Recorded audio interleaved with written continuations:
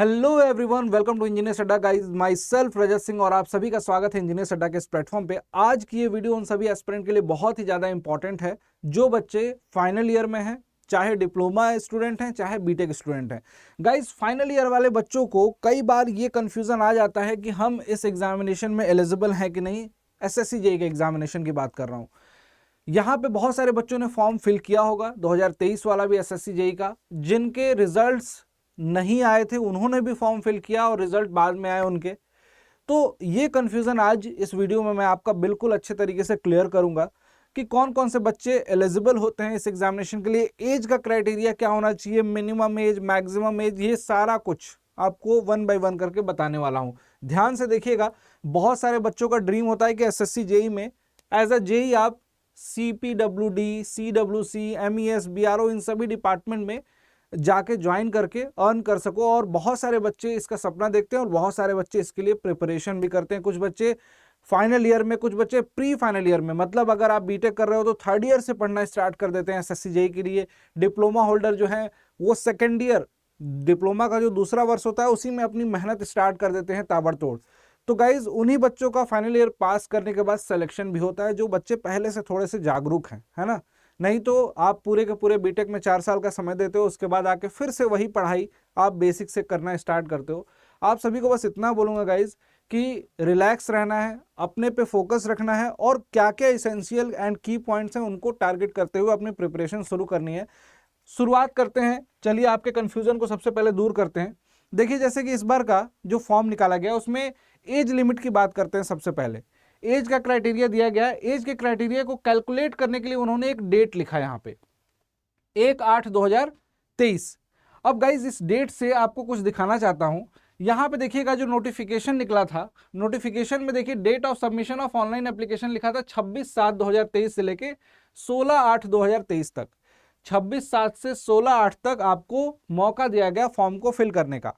और ये जो 8th मंथ है, इसी मंथ में आपका क्रूशियल डेट रखा गया जिस डेट पे आपकी क्या होगी, एज का कैलकुलेशन होगा। और यहाँ पे एज का कैलकुलेशन के लिए देखिए यहाँ पे लिखा भी गया है, for the post which age limit is up to 30 years. ऐसे भी पोस्ट है जिसमें एज की लिमिट जो है 30 वर्ष की है। 30 वर्षों का अधिकतम आयु वाले बच्चे भी अलाउ होंगे। ये जनरल कैटेगरी के लिए बता रहा हूँ, और बाकी कैटेगरी के लिए रिलैक्सेशन भी मिलता है। इससे ज़्यादा एज भी हो गई तो भी उसमें रिलैक्सेशन, जो स्टैंडर्ड रिलैक्सेशन के रूल्स हैं उसके अकॉर्डिंग, सेंट्रल के रूल के अकॉर्डिंग मिलता है। अब देखिए यहाँ पे लिखा हुआ है कैंडिडेट जो बॉर्न होना चाहिए वो 2/8/93 से लेके 1/8/2005 तक। अब 2/8/93 से लेके 1/8/2005 के बीच में यहाँ पे देखो लिखा हुआ candidate must not born earlier than, इससे पहले नहीं होना चाहिए और इसके बाद का नहीं होना चाहिए। तो गाइज, बाद वाली एज से आप ये पता कर सकते हो कि आपका टोटल एज जो है वो मिनिमम कितना हो सकता है। 1/8/2005 से 2023 तक सीधा सीधा आपका कैलकुलेशन दिख रहा है गाइज कि यहाँ पे 2005 से 2023 तक का अगर एज का कैलकुलेशन करोगे तो कितना साल, 18 साल यहाँ पे निकल के आएगा।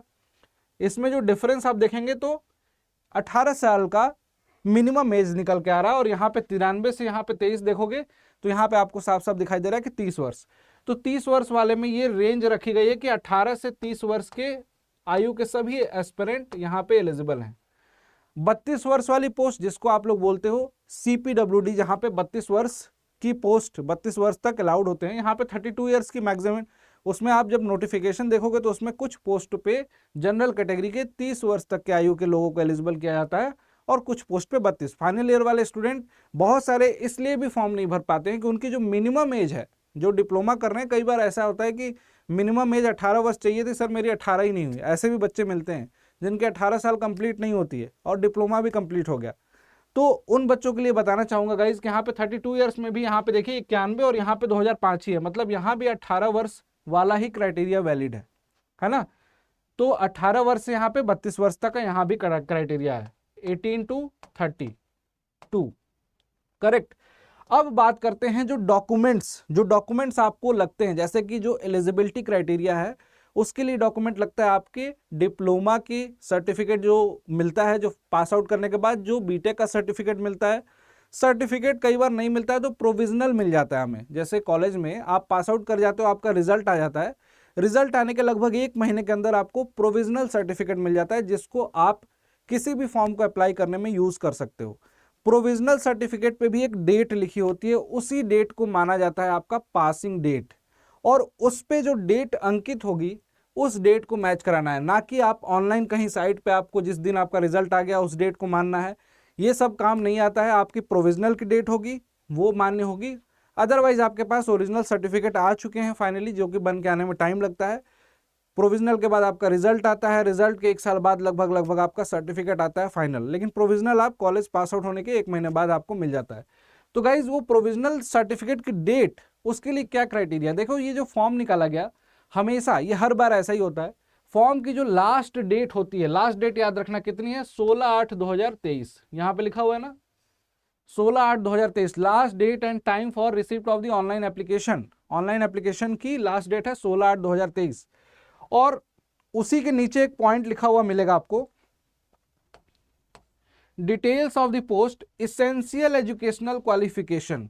ये आप देख सकते हो, essential educational qualification as on 16/8/2023, 16/8/2023 को इसेंशियल क्वालिफिकेशन जो चाहिए था, एजुकेशनल क्वालिफिकेशन, उसके सर्टिफिकेट में डेट जो रखा गया उसको क्रूशियल डेट कितना माना जाता है, last date of form filling. तो जब भी फॉर्म फिलिंग आएगी, जब भी एसएससी जेईई के फॉर्म भरे जाएंगे, तो जो आखिरी डेट होगा 16/8/2023, उससे पहले आपके पास जो भी प्रोविजनल है, जो भी सर्टिफिकेट है आपके पास आउट होने का, डिप्लोमा की हो तो डिप्लोमा का, बीटेक की हो तो बीटेक का, वो आपका इससे पहले का होना चाहिए। ये बात अपने दिमाग में रखिएगा।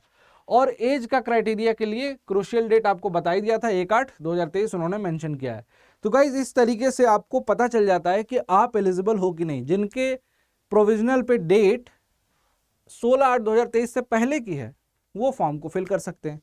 कई बच्चों में ये कंफ्यूजन आता है कि सर फॉर्म फिलिंग अगर हमारे पास डेट रेंज दी हुई है, कई बच्चों को ये कंफ्यूजन आता है कि सर 26 से 16, 26/7 से 16/8 तक हमने फॉर्म भरना है। फॉर्म फिलिंग की लास्ट डेट बार बार बोला जाता है, टीचर्स बार बार बताते हैं फॉर्म फिलिंग की लास्ट डेट ही आपका क्रूशियल डेट है। तो किसी बच्चे ने 27 तारीख को फॉर्म भरा तो वो सोचता है कि यार 27 तारीख से पहले मेरा पासिंग सर्टिफिकेट होना चाहिए। नहीं, वो डेट आपकी क्रूशियल डेट यही है, 16/8/2023 ही है। चाहे आप फॉर्म 27 को भरो, चाहे 28 को भरो, कभी भी भरो। ईडब्ल्यूएस सर्टिफिकेट में बहुत सारे बच्चों को कंफ्यूजन होता है। जो बच्चे इकोनॉमिकली वीकर सेक्शन से हैं उनके सर्टिफिकेट पे अगर पर्टिकुलर डेट लिखी हुई है, पर्टिकुलर डेट लिखी हुई है, अगर ईयर तो ठीक है, मान लो कि 23-24 का चाहिए या 22-23 का चाहिए, तो वो तो आपका ईयर हो गया, फाइनेंशियल ईयर। लेकिन अगर आप पे पर्टिकुलर डेट सर्टिफिकेट पे किसी भी डेट लिखी हुई है तो वो आपकी क्रूशियल डेट जो है, last date of form filling, वही डेट मानी जाती है कि फॉर्म फिलिंग की लास्ट डेट से पहले की डेट होनी चाहिए, याद रखिएगा। तो ये सारी चीजें आपको बखूबी क्लियर हो गई होंगी। मैं बस इतना बोलूंगा गाइज कि जो भी बच्चे एसएससी जेईई एग्जामिनेशन को क्लियर करना चाहते हैं फर्स्ट अटेम्प्ट में, गाइज आप चाहे फाइनल ईयर में हो चाहे प्री फाइनल ईयर में हो, आपको आज से ही जागरूक होना पड़ेगा, आज से ही अपनी पढ़ाई करनी पड़ेगी। अगर आपको लगता है कि हाँ एसएससी जेईई एग्जामिनेशन निकालना ही निकालना है, तो हर एक सब्जेक्ट आपका काम आता है। डिप्लोमा में पढ़ने वाले बच्चे, बीटेक में पढ़ने वाले बच्चे, उन सभी को बताना चाहता हूँ कि कौन कौन से ऐसे मेजर सब्जेक्ट हैं जो इंपॉर्टेंट सब्जेक्ट हैं, जो आपके सिलेक्शन को इंश्योर करते हैं।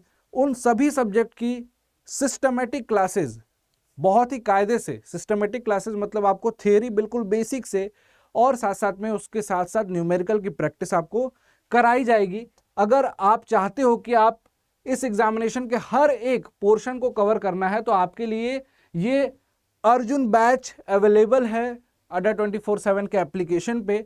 जितने भी एस्पिरेंट इस वीडियो को देख रहे हैं उन सभी बच्चों को बोल रहा हूं कि अभी तक अगर आपने अर्जुन बैच को ज्वाइन नहीं करा है गाइज, तो आप ज्वाइन कर लो। ये एसएससी जेईई 2024 को टारगेट कर रहा है, यानी कि आपके पास प्रॉपर 1 साल का समय है। 1 साल तक ये बैच वैलिड भी होगा, और ये बैच की स्टार्टिंग डेट आपको दिखाई दे रही है 19 सितंबर से स्टार्ट हो रहा है। तो न्यू बैच है, बेसिक से बिल्कुल फाउंडेशन की तरह आपका बेस मजबूत होगा, आप धीरे धीरे सब्जेक्ट को कवर करते जाओगे। जो बच्चे, जिनको भी लगता है कि मुझे अभी एसएससी जेईई में कुछ नहीं आता है, कुछ नहीं पता है, बेसिक से पढ़ना है, हर चीज जीरो से स्टार्ट करनी है, उनके लिए ये बैच है। सिविल इंजीनियरिंग का जैसा है वैसा ही आपको इलेक्ट्रिकल का भी अवेलेबल है, वैसे ही मैकेनिकल के लिए भी अवेलेबल है। इस बैच में आपको पूरी की पूरी टेक्निकल की क्लासेस, लाइव क्लासेस मिलेंगी, नॉन टेक्निकल की लाइव क्लासेस मिलेंगी, उसके बाद इनके रिकॉर्डेड सेशन भी मिलेंगे। उन वीडियोस को आप जितनी बार मन करे उतनी बार देख सकते हो, जब मन करे तब देख सकते हो 1 साल तक आपके पास ये पूरा बैच रहेगा। रेगुलर बेसिस पे आपको क्लासेस मिलती जाएंगी। कब से क्लास स्टार्ट होंगी? 19 सितंबर से, ठीक है, 19 सितंबर से स्टार्ट होंगी। तो गाइज आपके पास एक बढ़िया अपॉर्चुनिटी है और इस अपॉर्चुनिटी को मिस नहीं करना है गाइज। इस फाउंडेशन बैच को ज्वाइन करिएगा। ज्वाइन करने का प्रोसेस बहुत सिंपल है। अड्डा 24/7 के एप्लीकेशन को अपने फोन में डाउनलोड कर लो और डाउनलोड करने के बाद गाइज उसमें अपने ईमेल एड्रेस से जैसे ही रजिस्टर करते हो, ऊपर एक AE एंड JEE एग्जाम्स का सेगमेंट दिखाई देगा। AE एंड JEE एग्जाम्स में आप जाओगे तो उसमें SSC JEE पे जैसे ही क्लिक करते हो, या फिर सर्च भी कर सकते हो ऊपर से, SSC JEE पे क्लिक करते हो तो आपको तुरंत ये अर्जुन बैच SSC JEE 2024 दिखाई देगा। इसी बैच को ज्वाइन करना है गाइज। सिविल इंजीनियरिंग का है, इसी तरीके से आपको मैकेनिकल का, इलेक्ट्रिकल का भी दिखाई देगा। एक डिस्काउंट कोड बता रहा हूं जिससे कि आपको ये बैच बहुत ही लोएस्ट प्राइस में मिल जाएगा। 2800 रुपए से भी कम। 1 साल तक आपके पास पूरा टेक्निकल, नॉन टेक्निकल सब कुछ एक बार में इसमें कवर कराया जाएगा। तो ये कूपन कोड याद कर लेना जितने बच्चे इस वीडियो को देख रहे हैं, Y293। इस कोड को यूज करेंगे तो आपको मैक्सिमम डिस्काउंट मिलेगा अड्डा 24/7 के एप्लीकेशन पे। जब भी किसी भी बैच को ज्वाइन करना है गाइज, इस कूपन कोड को जरूर यूज करना है, Y293। और ये आपके सिलेक्शन में एक मील का पत्थर साबित होगा, आप अगर स्टार्ट कर रहे हो अपनी preparation. Thank you so much guys. I hope कि आपको आज की ये वीडियो अच्छी लगी होगी और जो मैंने बताने की कोशिश की है कि जो बच्चे एलिजिबल हैं, नहीं हैं, कंफ्यूज थे बहुत बार, तो वो कंफ्यूजन आपका क्लियर हो गया होगा। मिलता हूं आपसे नेक्स्ट वीडियो में। अगर आपने चैनल को सब्सक्राइब नहीं करा है तो सब्सक्राइब जरूर करें, ताकि आपको हर एक छोटी से छोटी अपडेट, इंफॉर्मेशन, एग्जाम के रिगार्डिंग क्लासेस, सब कुछ जो इंजीनियर्स अड्डा प्रोवाइड कराता है वो मिलती रहे। Thank you so much. Bye bye, take care.